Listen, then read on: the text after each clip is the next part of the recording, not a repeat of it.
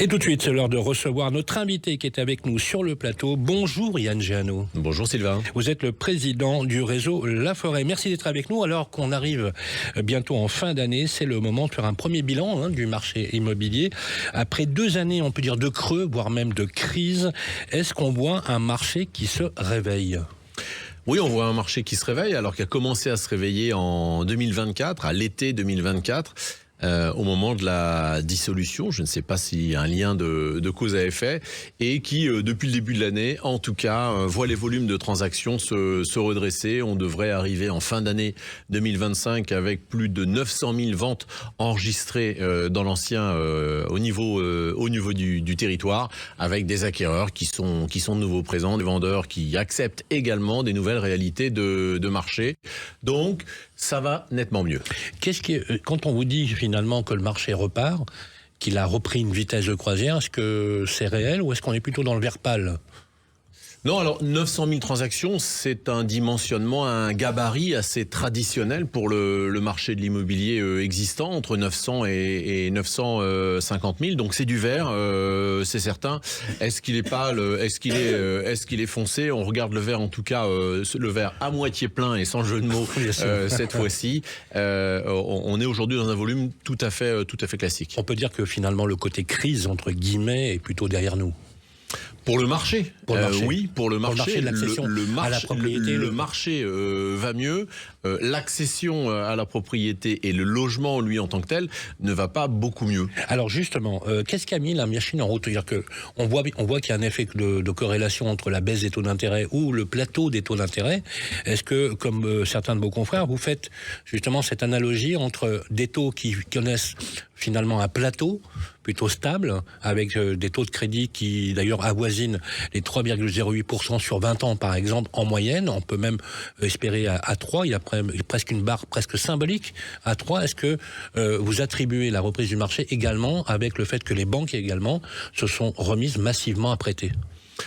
Alors je dirais que moi j'y vois 4 facteurs. Le premier, en effet, les taux de crédit. Fin 2023, on était en moyenne à 4,23% pour toute durée confondue pour un crédit immobilier. Aujourd'hui, on est autour de 3,10, donc plus d'1 point de gagné. Ça veut dire plus de 10% de pouvoir d'achat d'immobilier restitué aux ménages. Et c'est le premier driver, réacteur de cette reprise. Le deuxième, c'est la baisse des prix. Parce que si on cumule 2023 et 2024, les prix auront reculé de 7 à 8% au niveau français. La troisième explication, ce sont les banques. Les banques qui ont rouvert le robinet du financement, qui étudient davantage, qui étudient tous les dossiers aujourd'hui et qui prêtent également davantage. Et puis, la dernière raison de la reprise, finalement, ce sont les acquéreurs. Toutes celles et tous ceux qui s'étaient dit, on va attendre que les taux baissent, qu'on passe sous cette barre des 3%, on va attendre que les prix baissent encore, eh bien ils ont compris en 2025 que la baisse des taux elle est vraisemblablement derrière nous et la baisse des prix également. Alors on le voit avec le marché locatif, Méliland, qui est littéralement vitrifié.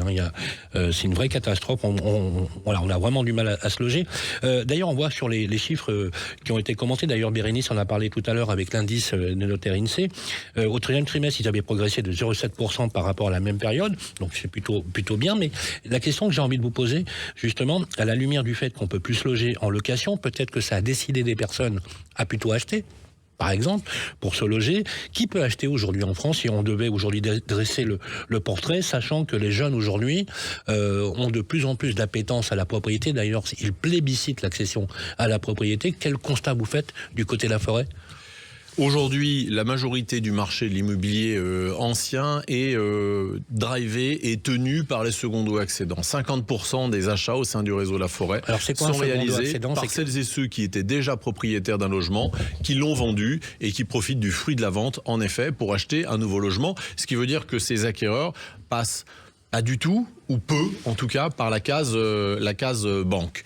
Les primo-accédants, ceux qui veulent devenir propriétaires pour la première fois, en revanche, en 5 ans, sont passés de près de 60% des achats à aujourd'hui 33%. Donc les jeunes veulent, mais ils ont toujours cette difficulté à réunir le sacro-saint apport et à passer sous les demandes des banquiers. Alors les promoteurs l'ont dit la semaine dernière, les investisseurs particuliers ont fui le logement neuf parce que voilà, ils y trouvent une rentabilité assez moyenne, voire parfois négative.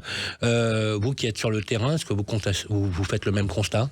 À l'investissement locatif, oui, c'est catastrophique. En 5 ans, là encore, en 2019, on réalisait 27% des ventes au sein du réseau La Forêt dans le cadre d'un investissement locatif, donc un bien qui allait être mis sur le marché locatif après.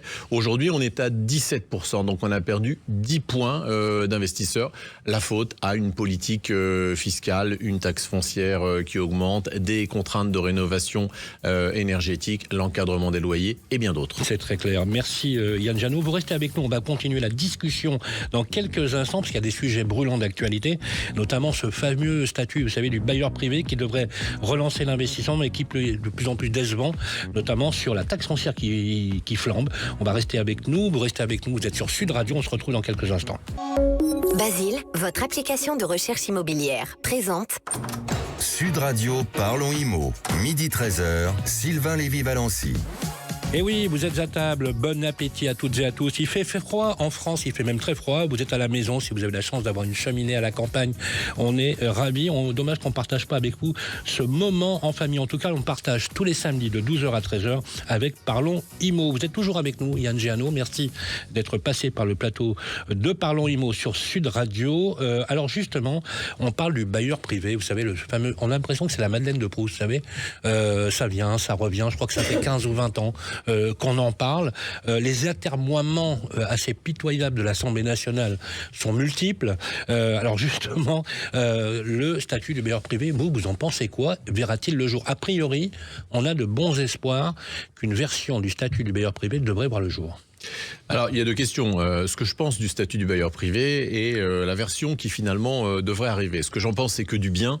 Évidemment, ça fait plus d'une décennie, en tout cas près de 2 décennies, qu'on réclame ce statut qui fige finalement la fiscalité d'un investisseur, de quelqu'un qui achète un logement pour le mettre à la location. C'est un projet qui a été porté par la précédente ministre du Logement, Valérie Létard, initialement. Mais au fil des débats parlementaires à l'Assemblée nationale, au fil des amendements, on a vu finalement ce statut du bailleur privé qui était vidé de son essence, vidé de ses intérêts, que ce soit sur des taux d'amortissement, sur de nouvelles contraintes de durée de mise en location, sur des contraintes de loyer. Donc c'est la montagne, un peu en tout cas, qui accouche d'une souris et qui fait qu'aujourd'hui, ce statut tel qu'il est sorti de l'Assemblée nationale n'est pas du tout favorable pour relancer l'investissement locatif dans l'immobilier ancien. Alors justement, la location, c'est un vrai sujet. Le marché de la location, et je reprends les mots de Yannick Borne, le président de Procivis, vitrifié, avec dans certaines régions un rétrécissement du marché de plus de moitié. C'est une catastrophe pour les Français. Est-ce que vous, d'abord, oui, je pense que vous partagez le même constat, mais comment justement le marché de la location pourrait-il se détendre ? Quelle est l'analyse que vous faites vous du côté du réseau La Forêt ? Parce que je sais que vous êtes transactionnaire, vous faites de l'achat et de la vente, mais également vous êtes également administrateur de biens, donc vous mettez beaucoup en location dans le réseau. Oui, on fait 26 000 locations par an, on gère 70 000 logements en France. La situation du marché locatif est dramatique. En 2 ans, on a perdu au sein du réseau La Forêt 31% d'offres locatives, donc de biens mis sur le marché. Ça peut monter jusqu'à 40, 50, à peine 60%, mais ça peut tutoyer les 60% d'offres locatives qui a disparu du marché. Et dans le même temps, on se retrouve avec celles et ceux qui pouvaient devenir propriétaires par le passé, ces fameux primo-accédants qui ne peuvent plus parce qu'ils n'arrivent pas à réunir leur apport, qui eux viennent sur le marché réclamer un logement en location. Donc on a moins 31% en 2 ans d'offres locatives, et face à ça, on a plus 44% au niveau national au sein du réseau La Forêt en 2 ans de candidats à la location. Donc évidemment, ça peut pas marcher, et le quotidien de nos agences immobilières est très compliqué vis-à-vis des candidats à la location. Alors, une illustration pour toutes celles et ceux qui nous écoutent. Quand vous avez une offre à la location, il n'est pas rare d'avoir combien de dossiers ? 50, 100, plus ? Il n'est pas rare d'avoir 200, 250 candidatures sur une journée. Il n'est pas rare non plus qu'on suspende la publication des annonces au bout d'une heure, au bout d'une heure et demie. Et on a quand même des candidats à la location qui poussent la porte des agences La Forêt pour nous amener leur dossier en disant « J'ai vu pendant 7 heures ou 7 heures et demie de publication, j'ai vu l'annonce, voilà mon dossier, il est complet, j'ai des cautions, je peux y aller, j'ai pas besoin de visiter même, donnez-les-moi monsieur l'agent immobilier ». Sauf qu'on a déjà des dizaines et des dizaines dizaines de clients en base de données qui attendent un logement. Alors c'est clair que ce qu'on disait tout à l'heure sur le statut du bailleur privé pour booster les investisseurs, mais également les dispositifs d'aide qui sont carrément gelés, voire inexistants aujourd'hui, c'est ce qui explique à la fois le désinvestissement, mais également la vitrification du marché locatif. Vous êtes d'accord là-dessus ? Deux phénomènes. Les primo-accédants, en effet, celles et ceux qui devenaient propriétaires en sortant d'une location, qui ne le deviennent plus, ou en tout cas beaucoup moins, donc qui restent occupants d'un logement en location. Et puis face à ça, des investisseurs